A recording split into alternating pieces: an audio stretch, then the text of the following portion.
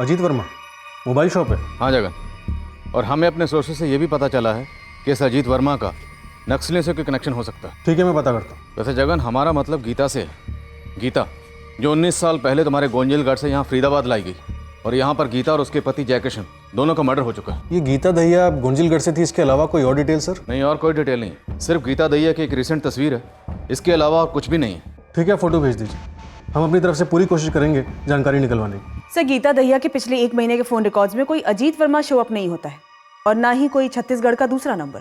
तो फिर 1 साल के रिकॉर्ड निकलवाओ और फिर से चेक करो, हो सकता है मेरा शक सही साबित हो। शायद गीता इस साजिश में शामिल हो और बाद में ये साजिश बदल दी गई हो। ये लड़का गोद लेने वाला ड्रामा तुमने रचा ना नुपुर, मुझे चाचा जी की प्रॉपर्टी से दूर रखने के लिए?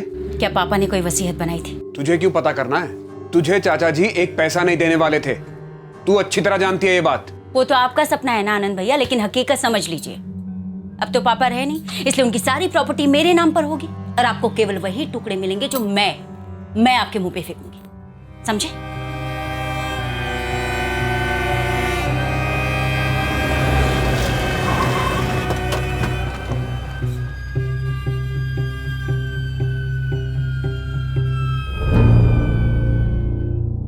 हाँ, ये कुछ दिन पहले आया था यहाँ पे।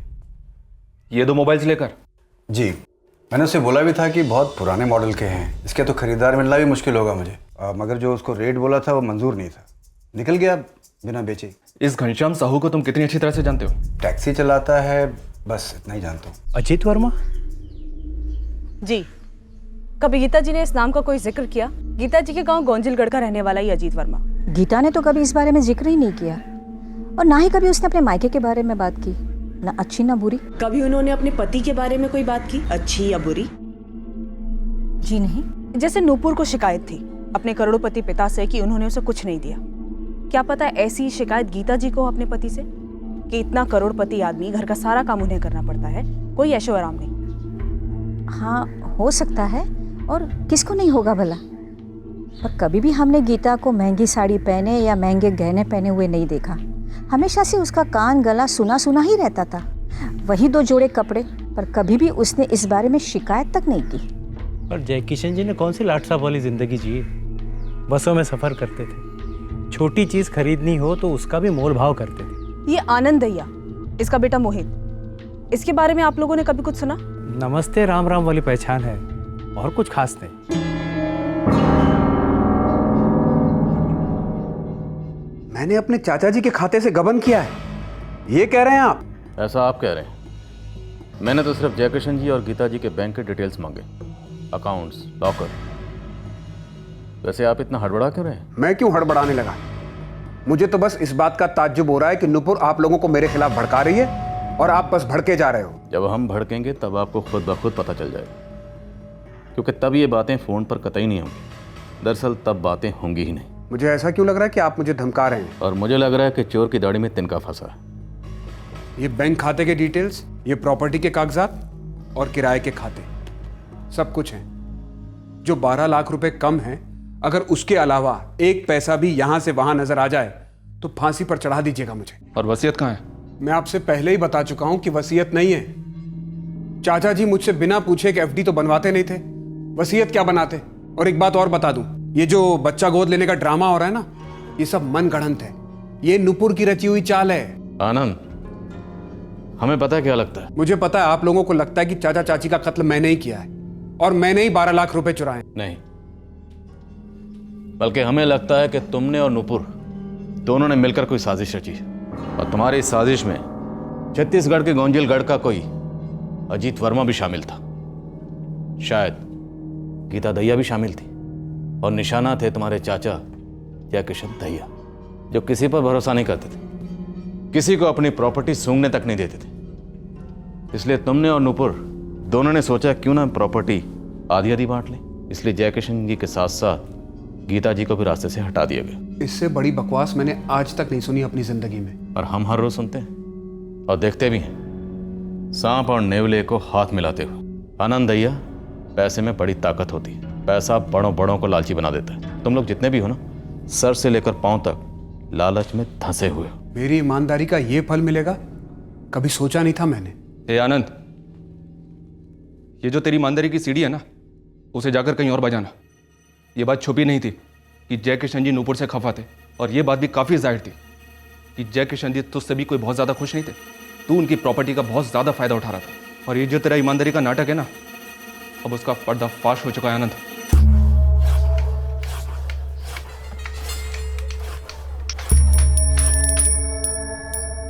मिस्त्री राम भजन ने जय किशन जी से डायरेक्ट बात क्या करी दुकान खरीदने के बारे में? तू तो मतलब जलकर राख हो गया। तेरी हिम्मत कैसे हुई मुझसे बिना पूछे सीधे चाचा जी से बात करने की? और ऐसी क्या पट्टी पढ़ा दी तूने जो वो दुकान तुझे आधे दाम में बेचने को तैयार हो गए? आनंद जी, कोई पट्टी नहीं पढ़ाई हमने। देखिए, जय किशन जी से हमारा संबंध तब से है जब हम काम की तलाश में बाजार में एक साथ खड़े रहते थे दिहाड़ी के लिए। और तुम आज भी वहीं खड़े रहते हो, और वो पूरे बाजार के मालिक हैं। तुम्हारी औकात नहीं उनसे सीधे बात करने की। हमने तो खाली दरख्वास्त की थी जय किशन जी से। अब अगर आपको कोई दिक्कत हो तो आप सीधे जय किशन जी से मिल लीजिए, आपको सब कुछ पता चल जाएगा। आनंद, मैं कह रहा हूं ना, दुकान राम भजन के नाम कर दो। लेकिन चाचा जी, हमें इस दुकान के 7.5 लाख तक मिल सकते हैं। मैं 8 लाख भी दिलवा सकता हूं, और आप इस दुकान को राम भजन को 4 लाख में दे रहे हैं। ऊपर से वो अभी सिर्फ 2 लाख रुपए दे रहा है। बाकी के रुपए कब देगा? देगा या नहीं देगा ये भी नहीं कह सकते। इस वक्त मैं तुमसे जो कह रहा हूं वो करो। ये बेकार की बहस मुझसे मत करो आनंद। आप गलत कर रहे हैं चाचा जी। अब गलत सही तू मुझे समझाएगा। चाचा जी, अगर आपने ये दुकान एक बार उसके नाम ट्रांसफर कर दी ना, तो वो बाकी के पैसे कभी नहीं देगा। 2 लाख का नुकसान मेरा होगा ना, तेरी जेब से तो एक पैसा नहीं जा रहा। आज का आज दुकान उसके नाम ट्रांसफर कर दो। सिर्फ इसलिए क्योंकि राम भजन आपके साथ दिहाड़ी मजदूर था कभी? सिर्फ इसलिए क्योंकि वो उस वक्त मेरे साथ खड़ा था जब मेरे पास दौलत नहीं थी। राम भजन ने बताया हमें, तूने कमीशन मांगा उससे। आनंद भैया, तू जितना खुद को बता रहा है ना, उतना भी दूध का धुला हुआ नहीं है। लेकिन दाल में उतना भी काला नहीं है जितना आप लोग खोज रहे हैं। अगर नूपुर की सुनते रहेंगे ना, तो ये केस सुनवाई तक भी नहीं पहुंचेगा। उसी के बुने जाल में फंसते चले जाएंगे। देखते हैं इन कागजात में कितनी सच्चाई है और कितनी बुनाई, कौन धंसा हुआ है और कौन फंसा रहा है।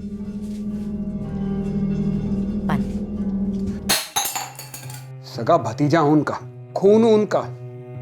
जी जला जलाकर इतने सालों तक सेवा की उनकी, डट कर खड़ा रहा उनके साथ, सब कुछ संभाला उनका। अगर गोद लेना ही था तो मुझे ले लेते, हमारे मोहित को ले लेते। क्या चाचा चाची सच में किसी को गोद लेने वाले थे? मुझे नहीं पता, इसलिए और भी ज्यादा गुस्सा आ रहा है कि इतनी बड़ी साजिश मेरी पीठ पीछे हो कैसे गई। मैंने अपनी सारी जिंदगी बिता दी इस विरासत के लिए। इस पर सिर्फ मेरा हक है, सिर्फ मेरा। तो हमें सब कुछ मिलेगा कि नहीं? मुझे नहीं पता, पुलिस तहकीकात कर रही है। क्या तहकीकात कर रही है पुलिस? किराया तो आज भी वो आनंद ही जमा कर रहा है।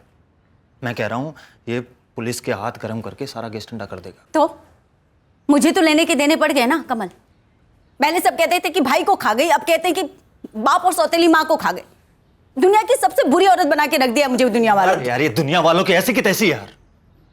देख, इससे पहले कि वो आनंद कुछ करे, तेरे बाप की जायदाद पर हक जताए, तू सारी की सारी लगाम अपने हाथ में ले ले।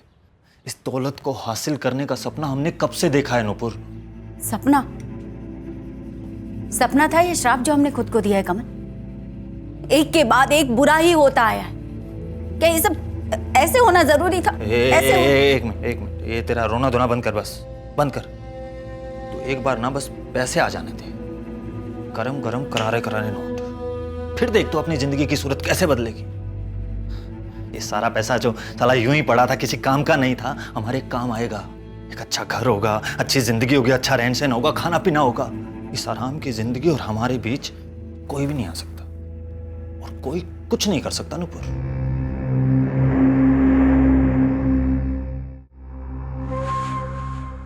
जय किशन दहिया और गीता दहिया के नाम के हर एक बैंक खाते की छानबीन हुई। दहिया परिवार की सारी प्रॉपर्टीज की रजिस्ट्रीज खंगाली गई। गोंजिलगढ़ से हमें कोई ठोस सुराग मिलना अभी भी बाकी था। सर, इस अजीत वर्मा को लोग यहाँ गोंजिलगढ़ में जानते तो हैं, पर इसका नक्सलियों से क्या ताल्लुक है ये बताने से इनकार कर रहे हैं। जगन, जितना जोर लगा सकते हो लगा दो।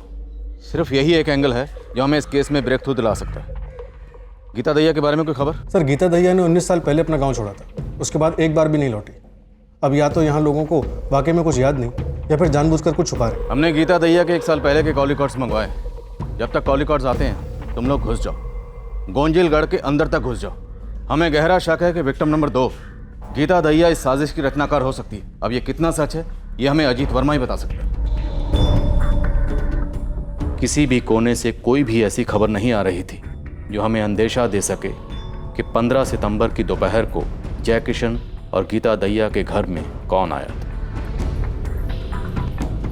वो कौन जाना पहचाना शख्स था जिसका खान पान से स्वागत किया था उन्होंने और जिसने उन्हें मौत के घाट उतार दी।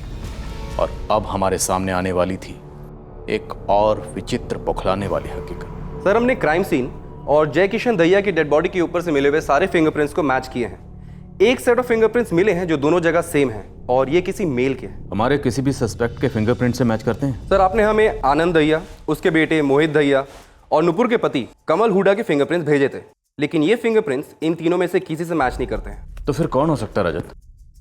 हमने नुपुर, उसके पति कमल, आनंद, उसके बेटे मोहित, सबके कॉल रिकॉर्ड्स बड़े बारीकी से खंगाले, लेकिन किसी का भी किसी पेशेवर हत्यारे से कोई कनेक्शन बन नहीं रहा। सर, जैसा कि आप बता रहे थे, शायद गीता दहिया की तरफ से कोई हो।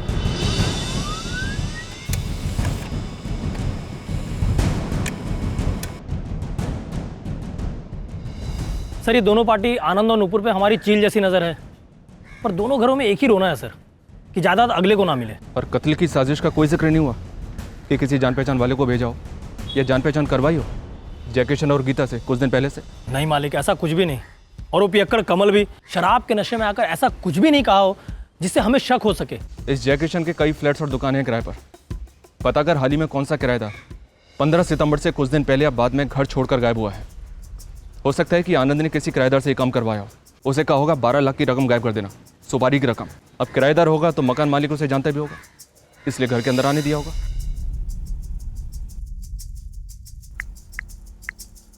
तीन नंबर्स हैं, कई महीने पहले के हैं।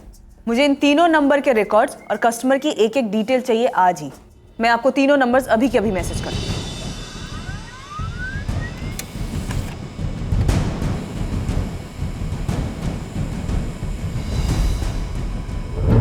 ये अजीत वर्मा, इसे हम जानते हैं, ये फरार है। और ये मनोहर सोंटा और सुधीर पटेल।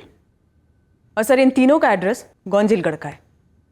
अजीब है सर, आनंद और नूपुर ये दोनों ही गीता के बैकग्राउंड के बारे में कुछ नहीं जानते थे, जबकि गीता अपने गांव के लोगों के टच में थी। और सर, ये अजीत वर्मा, जैसे ही इसे पता चला कि हम इसे ढूंढ रहे हैं, इसने अपना फ़ोन स्विच ऑफ कर लिया। और मनोहर सोंटा, इसका भी फ़ोन स्विच ऑफ है। और सर, ये सुधीर पटेल, इसका फ़ोन ऑन है, पर अभी तक मैंने इसे कॉल नहीं किया है। और हम कॉल करेंगे भी नहीं। हम सीधे गौंजिलगढ़ के लिए रवाना होंगे। वहाँ के PSI जगन को कहेंगे कि सुधीर पटेल को लोकेट करे और इस पर नज़र रखवाए। मैं जगन को इन्फॉर्म करता हूँ सर। और सारिका सर, तुम पता करो कि तीनों नंबर जिनके टच में गीता थी, जब ये फ़ोन स्विच ऑफ हुए तब इनकी लोकेशन क्या थी, और कत्ल की दोपहर 15 सितंबर को इनकी लोकेशन क्या थी। Right sir. और ये भी पता करो कि इन तीनों नंबर्स का आनंद और नूपुर से कोई कनेक्शन है, अगर है तो।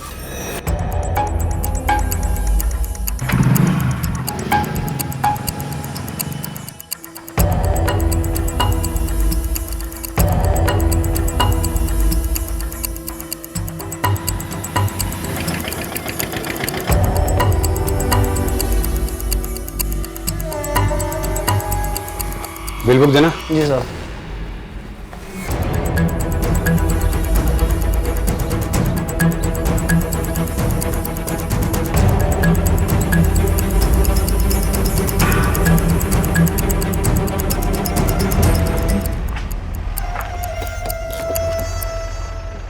सर, सुधीर पटेल का पता चल गया। यहीं गोंजिलगढ़ में जोहरी की दुकान चलाता है। हमारे आदमी उस पर नजर रखें। उठा लो उसे। सर, ये तो गीता लगती है। लगती नहीं, गीता ही है। और 11 जून 2016 को 4 महीने पहले तुम्हारी इससे बात हुई थी, और उसके बाद 4 बार बात हुई। हाँ साहब, बात तो हुई थी, पर माजरा क्या है साहब? गीता ठीक तो है? गीता मर चुकी है। क्या? गीता दहिया और उसके पति जय किशन दहिया, दोनों का कत्ल हो चुका है। क्या हो गया ये सब गीता के साथ? ये पर आप लोग मुझे क्यों उठा के लाए यहाँ पे? तुम गीता को कैसे जानते हो? साहब, गीता हमारे साथ स्कूल में पढ़ती थी, फिर उसके माँ बाप चल बसे तो वो अकेली रह गई। ये कुछ 19 साल पहले की बात है। फिर एक दिन अचानक गीता भी कहीं चली गई, किसी को पता नहीं चला वो कहाँ चली गई। और फिर अचानक 19 साल बाद गीता ने तुम्हें फ़ोन किया। इत्तेफाक? हाँ साहब, इत्तेफाक ही तो था। मेरा एक कारीगर है चंदर, जो फरीदाबाद गया था एक काम से, तो इत्तेफाक से गीता उससे टकरा गई और जब उसे पता चला कि वो मेरा आदमी है तो उसने उससे मेरा नंबर ले लिया और मुझे फ़ोन किया।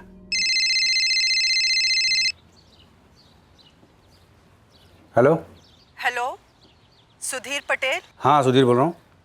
आप कौन बोल रहे हैं मैडम? मैं गीता कौन गीता? सोंटा, गीता सोंटा। हम एक ही क्लास में थे, याद आया कुछ? अरे अरे अरे गीता, अरे बाप रे, इतने सालों बाद। तुम कैसे हो सुधीर? सब ठीक तो है? हाँ हाँ, मैं बिल्कुल ठीक हूँ। तुम बताओ कहाँ गायब हो गई थी तुम? रायपुर चली गई थी, वहाँ एक साहब थे, उन्हीं के यहाँ काम करती थी।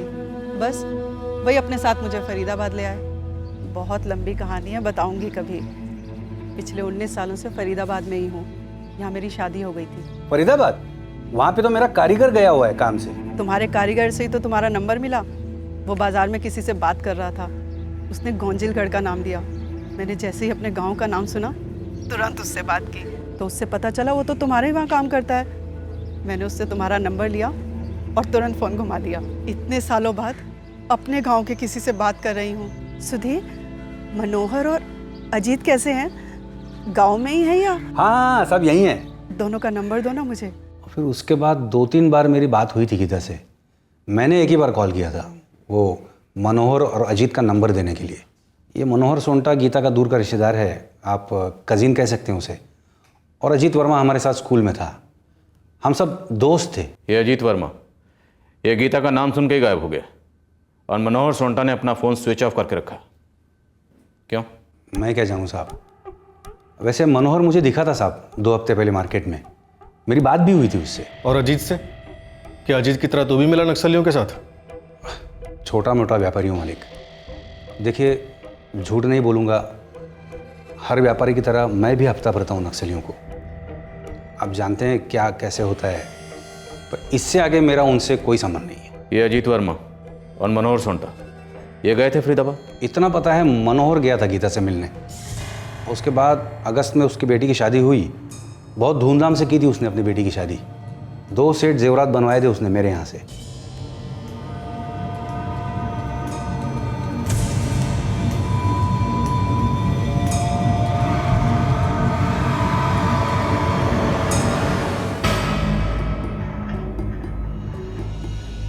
नहीं तब तो मुझे नहीं खनका, पर बाद में ख्याल आया कि पहले तो अपना राशन पानी भी बहुत मुश्किल से जुटा पाता था मनोहर, और अब तो शादी से पहले उसने घर की मरम्मत भी करवा ली थी। समझ नहीं आया इतना पैसा आया कहाँ से मनोहर के पास। मनोहर के हाथ ये जो पैसा लगा था, फरीदाबाद से लौटने के बाद उसके पास ये पैसा आया था? मनोहर शायद जुलाई में गया था फरीदाबाद 3-4 दिनों के लिए। उसके बाद अगस्त में उसकी बेटी की शादी हुई थी। तो हाँ, आप ऐसा कह सकते हैं, पर सच कह रहा हूँ साहब, आपके बोलने के बाद ही 2 और 2 4 हो रहे हैं। ये मनोहर जा कहाँ सकता है, कहाँ छुप सकता है ये? मैं क्या जानूँ, लेकिन साहब क्या मनोहर फरीदाबाद से इतने पैसे लाया था? लाखों। और क्या ये गीता के पास इतने पैसे थे? जब आप लोगों ने मनोहर पे नज़र रखने के लिए कहा तो हम फ़ौरन उसके घर पहुंचे। घर पे ताला लगा हुआ था। पड़ोसियों से पता चला कि मनोहर और उसकी बीवी कई दिनों से दिखाई नहीं दिए। सलाम साहब। साहब मैं सुमित, मैंने ही आपको उस अजीत वर्मा की टिप दी थी। ये मनोहर सोंटा है, इससे भी बात हुई थी तेरी गीता के मर्डर को लेकर? नहीं साहब। इस मनोहर सोंटे के पीछे हाथ धोकर पड़ जाओ, पता करो कि ये कहाँ जा सकता है, कहाँ छुपा हो सकता है। जब ये फरीदाबाद से आया था तो शायद इसके पास बहुत ज़्यादा पैसे थे। उन्हीं पैसों से इसने अपने घर की मरम्मत कराई और अपनी बेटी की शादी भी करवाई। पता करो इसकी बेटी की शादी कौन से गांव में हुई। इस मनोहर सोंटे का मिलना हमारे लिए बहुत ज़रूरी। सर, फोन रिकॉर्ड्स के अकॉर्डिंग मनोहर सोंटा, अजीत वर्मा और सुधीर पटेल, इन तीनों का नूपुर और आनंद के साथ कोई कनेक्शन नहीं दिख रहा है। सुधीर पटेल का कहना है कि ये मनोहर सोंटा जुलाई में फरीदाबाद आया था गीता से मिलने। करेक्ट है सर, फोन रिकॉर्ड्स तो यही कहते हैं। पर सर पिछले 3 महीनों में अजीत और सुधीर का फोन लोकेशन फरीदाबाद नहीं दिखा है। सुधीर पटेल की बैकग्राउंड हमने चेक की है, लेकिन ये अजीत वर्मा अभी भी फरार है। और ये मनोहर सोंटा जब ये फरीदाबाद से लौटा था तो इसके पास बहुत सारे पैसे थे। हो सकता है इसे आनंद या नूपुर ने खरीद लिया। पूरे चांसेस हैं कि इसे आनंद ने खरीदा हो। पर सर 15 सितंबर की दोपहर से ना ही सुधीर और ना ही अजीत का फोन लोकेशन फरीदाबाद शो कर रहा है। लेकिन सर मनोहर सोंटा, इसका फोन सितंबर महीने के 3रे हफ्ते से स्विच ऑफ आ रहा है। इन तीनों के नंबर्स और फोन की ट्रैकिंग जारी रखो। ये भी हो सकता है ये काम अजीत या मनोहर ने अपने किसी जान पहचान वाले से करवाया। सर जगन का फ़ोन है, वो कह रहा है कि हम पर नक्सली हमला हो सकता है। हाँ जगन बोलो। सर एक खबर आई है, बुरी खबर है। बोलो। सर उम्मीद की जा रही थी कि अजीत वर्मा के बारे में कोई खबर होगी, लेकिन टिप मिली है कि नक्सली हमला होने वाला है। बाहर से जो साहब लोग आए हैं उनको बोलो तुरंत लौट जाए, वरना लाल सलाम हो जाएगा उनका। लेकिन क्यों? पता नहीं साहब जी, कल दल के सरदार के पास वो 2 बाहर वाले साहब लोगों की तस्वीरें थी। कहीं इसमें अजीत वर्मा का हाथ तो नहीं संतराम? मैं किसी अजीत वर्मा को नहीं जानता साहब जी, आप टिप दे रहे हैं इसीलिए बता रहा हूँ। मेरी खबर पक्की है, कभी भी हमला हो सकता है बड़ा वाला। और टारगेट आप और विनोद दोनों हैं। जगन अब हम पीछे तो नहीं हटने वाले। सर प्लीज़ सिर्फ अभी के लिए एक कदम पीछे हटा लीजिए।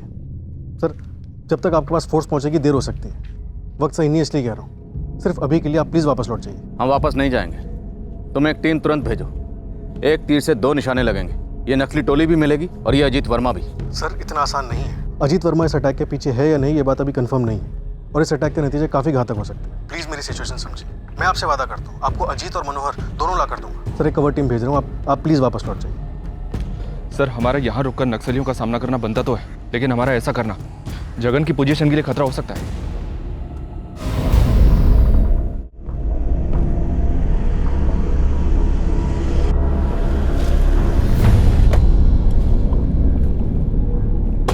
हम लौटे तो खाली हाथ थे, पर एक चीज पक्का समझ आ गई थी कि इस डबल मर्डर केस का गीता के गांव गोंजिलगढ़ के साथ जरूर कोई ना कोई ताल्लुक था, जो वो 19 साल पहले छोड़ आई थी।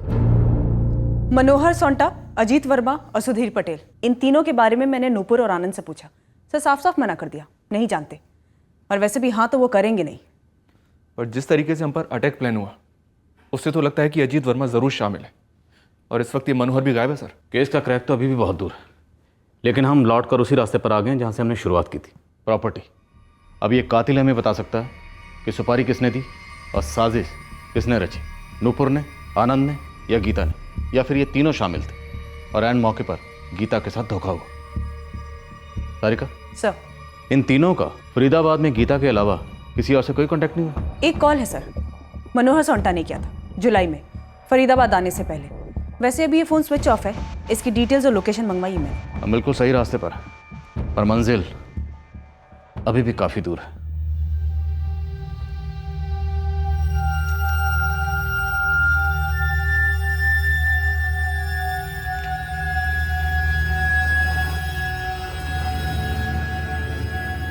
सुनिए, आप एक बार नुपुर से बात तो कीजिए। अभी तक आप ही सब कुछ संभालते आए हैं। नुपुर को आपकी मदद की ज़रूरत तो पड़ेगी ही, वो अकेली ये सब नहीं संभाल पाएगी। आधी से ज़्यादा जिंदगी बीत गई चाचा चाची को झेलने में, अब इस नुपुर को भी झेलूं? मैं नहीं जाने वाला उसके पास।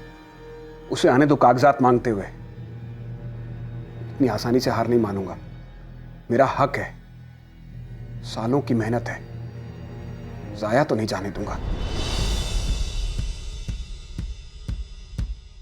लंबे अरसे तक न मनोहर सोंटा हाथ लगा और ना ही अजीत वर्मा। ऐसा लगने लगा था कि हम इन दोनों तक कभी पहुंच ही नहीं पाएंगे, पर बहुत जल्द इस केस में हलचल होती दिखाई दी।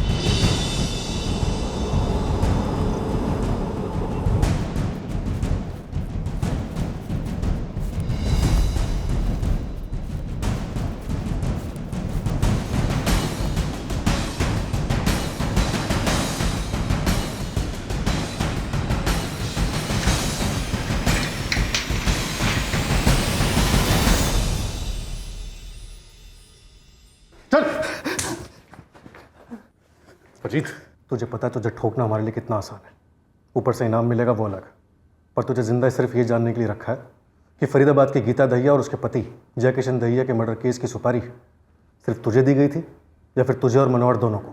किसी से कोई सुपारी नहीं मिली थी साहब।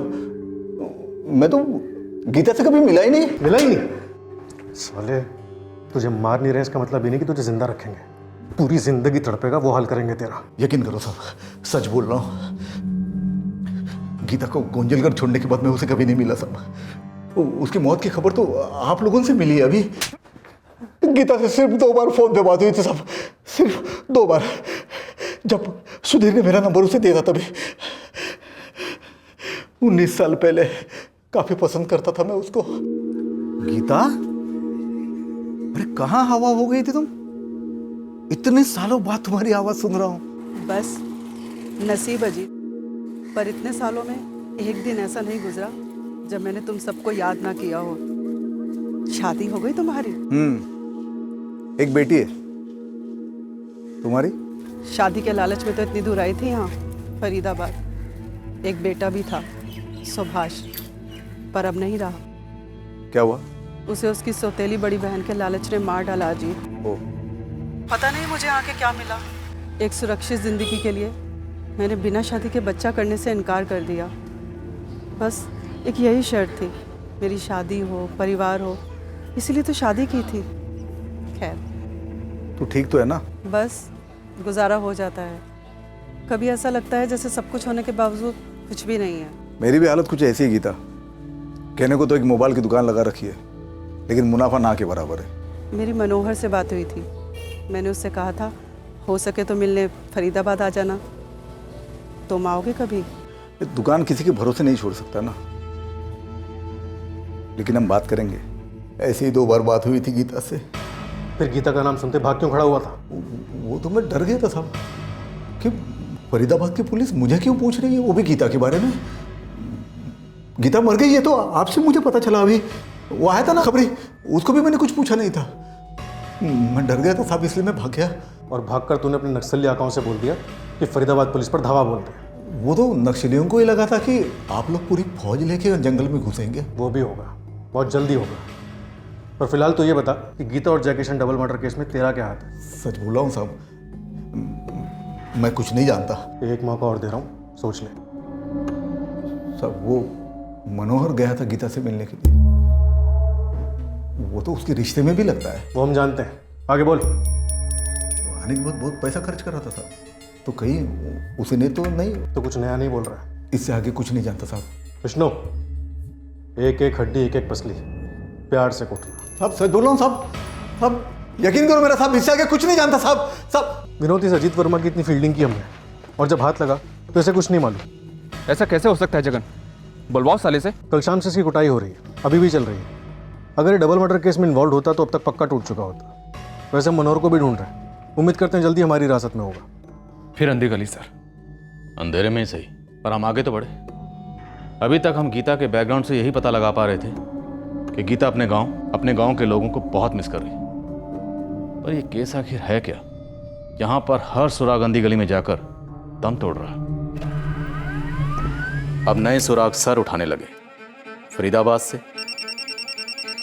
तो गोंजिलगढ़ से भी। हाँ जगत सर, अच्छी खबर है, मनोहर को धर लिया गया उसी के घर से। क्या हुआ साहब? साहब मैंने क्या किया है? साहब क्यों ले जा रहे हो मुझे पकड़ के? ये तो वाकई अच्छी खबर। हम अभी निकल रहे हैं।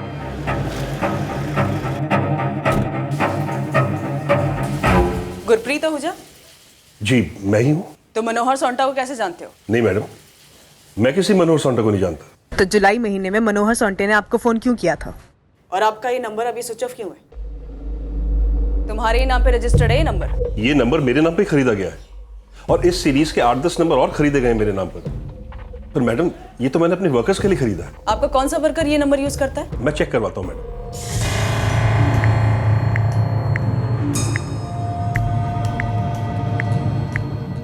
ये तो राहुल दामोर का नंबर है गुरप्रीत जी, जो कई दिनों से बंद है। कब से? ये तो चेक करना पड़ेगा मैडम। राहुल ने जब से फ़ोन बंद किया है तब से वो ड्यूटी पर भी नहीं आया है, और उसकी कोई खबर भी नहीं है मैडम। इस राहुल दामोर का पूरा एड्रेस, उसका कोई दूसरा नंबर और तस्वीर, जो जो डिटेल्स है मुझे सब चाहिए तुरंत। इस केस की जड़ तक पहुंचने का रास्ता काफी घुमावदार साबित हुआ। हमें इस रास्ते ने फिर एक बार गोंजिलगढ़ पहुंचा दिया, और यहीं हमें मिलने वाला था फरीदाबाद के डबल मर्डर केस का सच। साहब गीता मेरी दूर की रिश्तेदार थी, मेरी बहन थी। मुझे भी यकीन नहीं हो रहा है कि वो मारी गई है। हमें भी यकीन नहीं हो रहा कि तुझे पता ही नहीं कि गीता मर गई, क्योंकि तूने खुद उसे मरवाया। नहीं साहब नहीं। और उसके बाद अपना फोन स्विच ऑफ करके गोंजिलगढ़ से गायब हो गया। ये सच नहीं है साहब। साहब वो बगल वाले गांव में फैक्ट्री लग रही है, वहाँ मुझे 2 महीने के लिए काम मिल गया था, इसलिए चला गया था साहब। और रही बात फ़ोन की, तो मैंने साहब को बताया साहब कि वो मुझे सस्ता सिम मिल रहा था, तो मैंने वो सिम लेके फ़ोन में डाल दिया और वो बंद रखा। सच बोल दे मनोहर। साहब मैं ऐसा क्यों करूँगा? अगर मुझे यही करना होता तो मैं अपने घर वापस क्यों लौट के आता? मेरा आधार कार्ड छूट गया था, मैं वही लेने आया था तो साहब ने पकड़ लिया मुझे। तो अब आ गया ना पकड़ में। अब सच उगल दे, किसने सुपारी दी थी? साहब इतना घिनौना इल्जाम मेरे पर मत लगाइए। मैं गीता को क्यों मारूंगा? साहब उसने मेरी ऐसी मदद की कि कोई सगी बहन भी नहीं कर सकती। मेरी बेटी की शादी हो गई, मेरे घर की मरम्मत हो गई। मैं तो मिलने गया था साहब।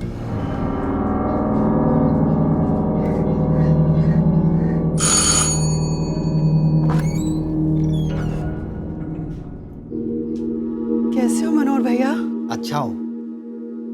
कितने साल बाद देख रहा हूँ ना। तुम अपने गांव से इतनी दूर कैसे चली आई? बस किस्मत ले आई भैया, आप सबकी बहुत याद आती थी। कितनी बार गीता ने फोन से कहा कि फरीदाबाद मुझसे मिलने आ जाओ। मैं आखिर में चला गया था। उसे नहीं मालूम था कि मेरी बेटी की शादी तय हो गई। लेकिन जब मैंने उसको बताया, उसके बाद उसने जो किया, मेरे तो होश उड़ गए साहब।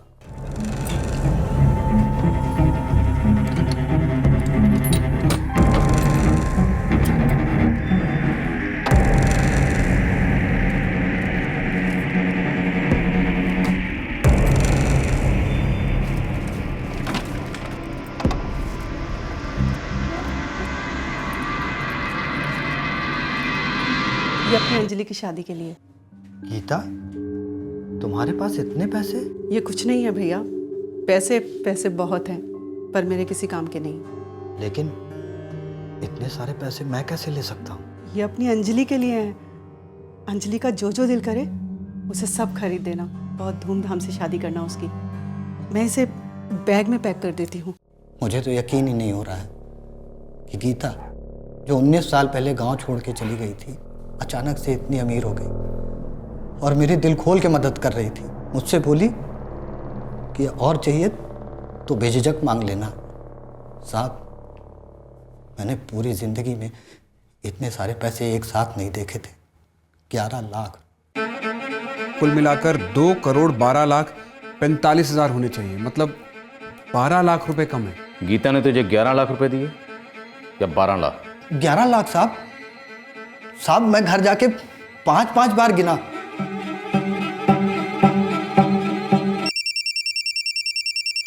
हाँ बोलो सारिका। सर, ये राहुल दामोर 16 सितंबर की सुबह को फरीदाबाद छोड़कर कहीं चला गया।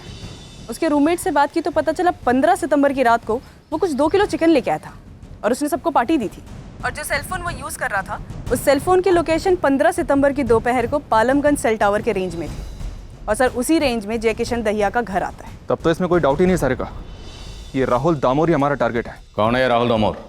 वो फरीदाबाद से मिसिंग है और तुम उसके टच में थे। सर ये राहुल दामोर एग्जैक्टली 16 सितंबर को ही गायब हुआ। इसका सेलफोन लोकेशन भी क्राइम सीन वाला ही शो कर रहा है। मनोहर, अब सब सच सच बता दे।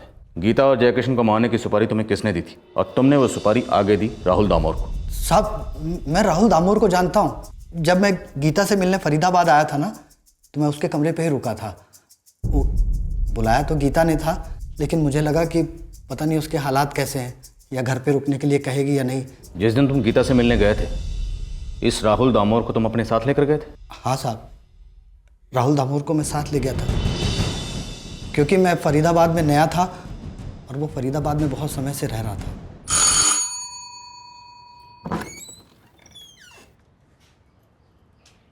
कैसे हो मनोहर भैया? अच्छा हूँ। कितने साल बाद देख रहा हूँ ना।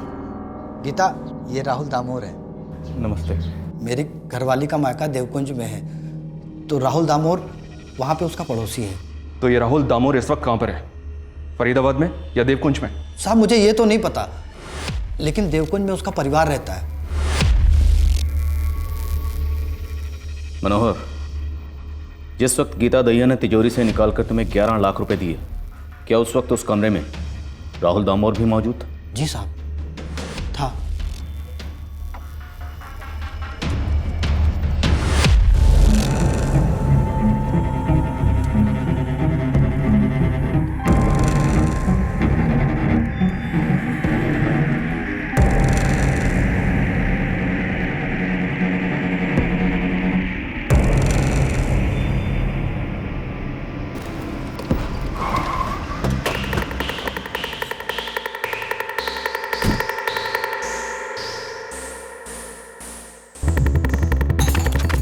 हमें देखते ही जब राहुल दामोर भाग खड़ा हुआ, हम जान गए कि हमें हमारा टारगेट मिल गया। अब सवाल ये था कि क्या ये असली टारगेट था या महज किराए का टट्टू।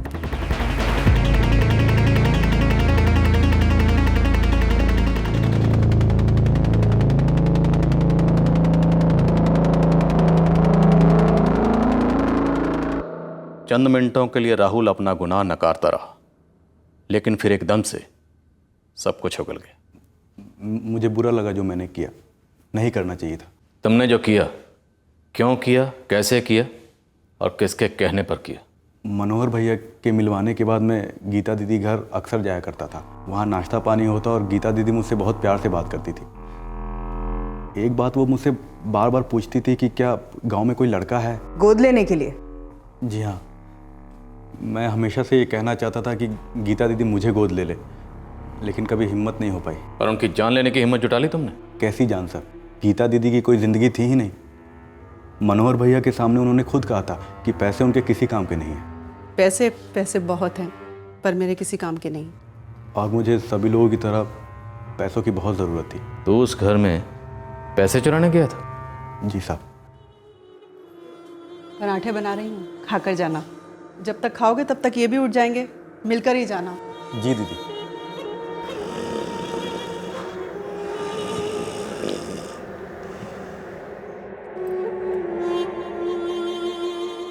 मैंने घर वालों को बोल कर रखा है दीदी, एक प्यारा सा 12-13 साल का कोई लड़का हो तो बताए। मैं तो मनोहर भैया को भी बोलने वाली हूँ, गरीब से गरीब होगा तो भी चलेगा, बस उसके माँ बाप राजी हो, मैं गोद ले लूँगी।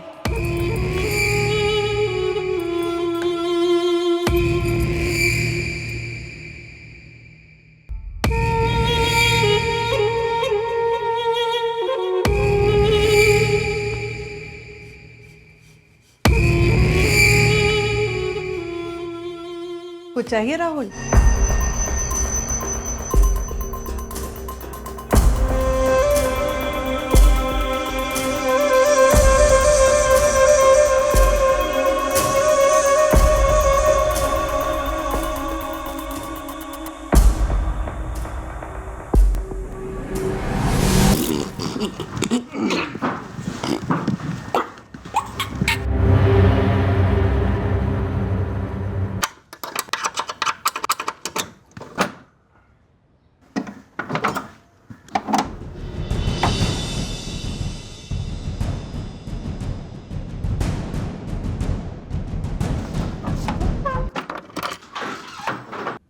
और कितने लिए तुमने? 1 लाख थे, तब मालूम नहीं था, लेकिन घर जाने के बाद दोनों बंडल गिने तो पूरे 1 लाख रुपए थे। इतने सारे पैसे लेकर कैसे जाता सर? सोचा कि अगर ले भी जाऊं तो लगा कि पकड़ा ना जाऊं, तो मैंने तिजोरी की चाबी ली, उनके मोबाइल लिए और घर को बाहर से ताला लगाकर वहां से निकल गया। फोन के साथ क्या किया? शौचालय के उसी के कोने में छुपा दिया था। और लॉकर की चाबियाँ? वहाँ के बाद मैं गांव भाग गया था, देवकुंज। चाबियां वही हैं मेरे घर पर। अबे तूने सिर्फ 1 लाख के लिए 2 जाने ले ली? ओए राहुल दामो, किसका जिम्मा तू अपने सर पर ले रहा है? सर ये क्या कह रहे हैं आप सब? किसने तुझे ये कहा कि 2 कत्ल करने के बाद सिर्फ 1 लाख रुपए चुराना? बोल, कौन था वो? कौन है वो? आनंद दैया या नुपुर हुडा? उंगलियों के निशान मैच हुए होंगे, लॉकर की चाबी भी उसके घर से मिली होगी, लेकिन मैं ये बात मानने को तैयार ही नहीं हूं कि राहुल ने सिर्फ 1 लाख रुपए के लिए चाचा जी चाची जी को मार दिया। सर, ये राहुल नूपुर से मिला हुआ है, मैं लिख कर दे सकता हूं। और नूपुर लिख कर देगी कि तुम मिले हुए उससे, जबकि सच ये है कि इस बंदे ने तुम दोनों का नाम तक नहीं सुना पहले। हमने उससे हर तरीके से पूछताछ की, वाकई राहुल ने 1 लाख रुपए चुराए थे। मान लो अब इस बात को, नूपुर का इसमें कोई हाथ नहीं। Thank you sir. अच्छा हुआ जो आपने कातिल को पकड़ लिया, नहीं तो सारी जिंदगी सब बस शक की नजर से देखते रहते कि सर, ये जो मन पर से बोझ उतरने का सुख है ना, ये उस सुख से कई गुना ज्यादा संतुष्टि दे रहा है जो मुझे पापा की जायदाद से मिलेगी। वैसे नूपुर जी, सारे पैसे कोर्ट में जमा होंगे, आपको ये पैसे कोर्ट से क्लेम करने होंगे। जब आप कोई वकील करेंगे तो सारी बात आपको समझा देगी। सर, एक बात कहूँ? जी। हमने कई बार ऐसा सोचा होगा कि कुछ ऐसा हो जाए जिससे कि पापा की सारी प्रॉपर्टी, सारी जायदाद हमें मिल जाए। कई बार गुस्से में बुरा भी सोचा, पर इतना बुरा होगा ऐसा नहीं सोचा था सर। जयकिशन दहिया और गीता दहिया को जानने वाले सभी लोग बुरी तरह से चौंक गए जब उन्हें हत्या के कारण का पता चला, पर यह कारण सच था। राहुल दामोर अपने लालच के दलदल में धंस गया था। लालच दरअसल कई जुर्मों की नींव है। लालच से पीड़ित इंसान काफी बुरे ख्यालात उस इंसान के लिए अपने जहन में ला सकता है जिसकी कोई चीज वो हासिल करना चाहता है, जो उसके लालच को तृप्त कर सके। पर ऐसे ख्यालात को अंजाम देकर कुछ हासिल करके कोई इंसान वाकई में तृप्त हो सकता है? आसान सवाल नहीं है ये, क्योंकि ये बड़ी जाहिर सी बात लगेगी कि जिस इंसान के पास पैसे नहीं हैं उसे पैसे का लालच होता है और पैसे मिलने से उसका लालच तृप्त हो जाता है। और जिस इंसान के पास पैसे हैं उसे और पैसे चाहिए होते हैं, उसे अपने पैसे को बचाने का लालच होता है। किसी ने सही कहा है, ये पैसा ही है जो दुनिया को गोल घुमाता है, पर पैसे का गुलाम बनना घातक साबित हो सकता है। हम सबको पैसों के लिए कुछ गलत करना तो दूर, गलत करने के ख्याल को भी अपने जहन में नहीं लाना चाहिए। ऐसा करने से जो हमें हासिल होगा उससे हमें खुशी मिलेगी, ये जरूरी नहीं। हम फिर मिलेंगे एक और दिलचस्प केस के साथ अगले हफ्ते क्राइम पेट्रोल सतर्क में। जय हिंद।